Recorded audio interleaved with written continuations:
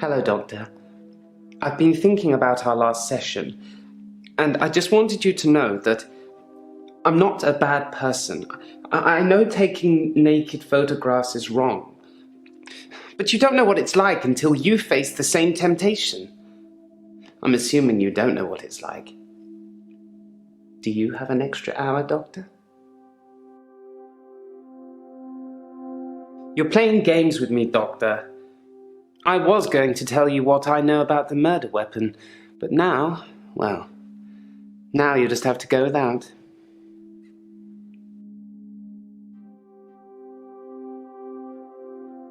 I overheard your assistant earlier. I know about that paper spike. It was sharp. What I really wanted to tell you was, there's someone else in my hour. A hooded figure, watching me and following me. I followed it too. Dr. Dekker frequently used that paper spike on his desk as an example. I'm sure he did it with the other patients too. He'd make me look at it, touch the point to see how sharp it was. He'd tell me that because I think it's sharp, it will hurt me. But if I thought it was nothing, it could pass right through my hand. I don't know who it is. My initial thought was that it was you. That I told you about my affliction and somehow you'd got it too. Now I think maybe it's the military or some organization that wants to use the hour themselves. Maybe it's Dr. Dekker risen from the dead. I need to talk to you about him. I'm surprised I haven't been approached earlier. I mean, my skills in the military.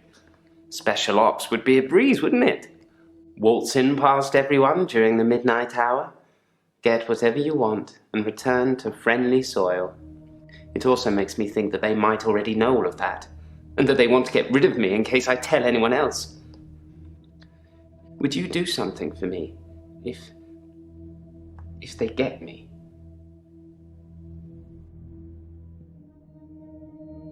Would you tell Jessica I love her? She didn't really know me that well, but I did love her. And also, there's a hard drive in the bottom drawer of my drinks cabinet.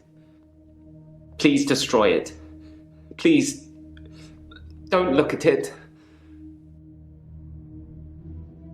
I spied on Dr. Dekker, not long before he was murdered. I'm not sure I should tell you what I saw in his basement.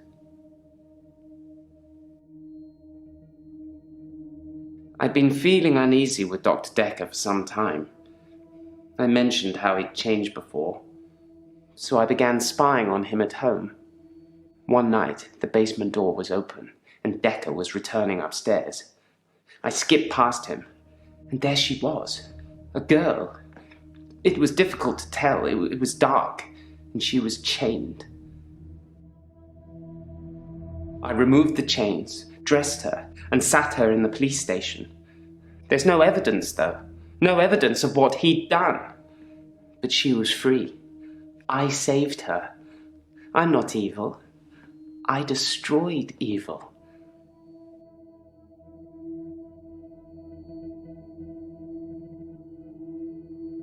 I'm actually a classically trained pallbearer. There are a lot of health and safety considerations. Not everybody can do it. Well, properly at least. Occasionally I step in if the funeral director is short-shouldered. I do remember her face. She wasn't upset in the usual way. She seemed agitated. Her husband must have been a giant. The coffin was so heavy. I remember because aft port side sprained his ankle. That and he wasn't lifting correctly.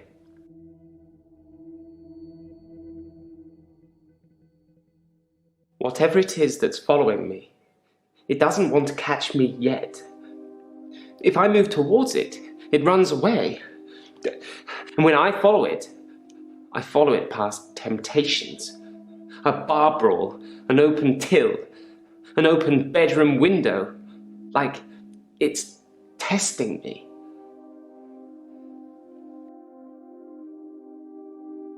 I split the brawl up.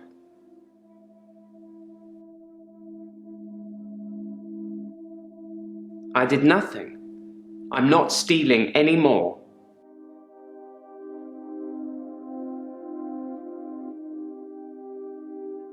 I looked in. Watching other people is somehow built into our genes, Doctor. There was an old woman in bed.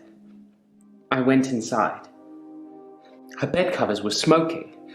I think she'd fallen asleep holding a cigarette. I took the covers and put them in the bath. She'd have died otherwise. And no, I didn't take any pictures.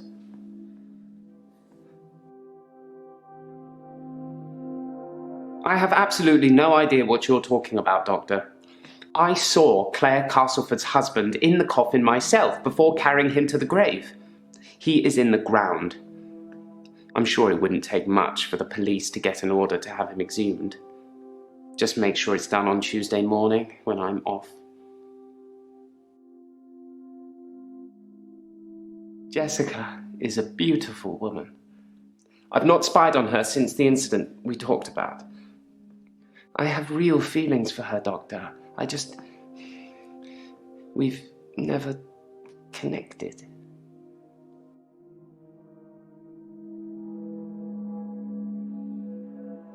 Thank you, Doctor. Thank you. It's nice you think I'm capable of such basic interaction with females. But I'm still in awe of her, really. I will think about it, though.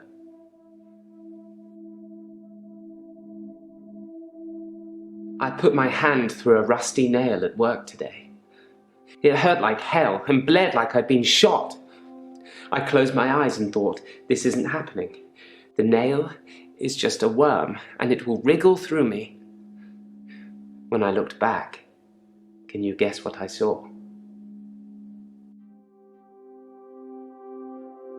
When I looked back at my hand, it was healed. Look, see?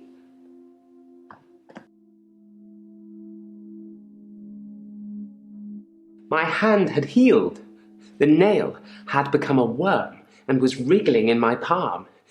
It was like a little miracle, like magic.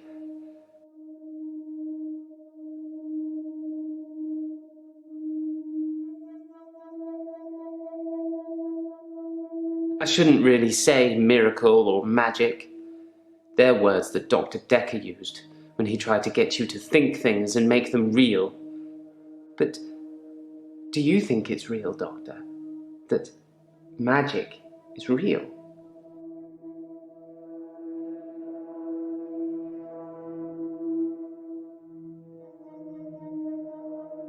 Then so it is. Close your eyes. Imagine you're in a graveyard, looking at the gravestones. One catches your eye, so you take a picture of it, a picture that you now have.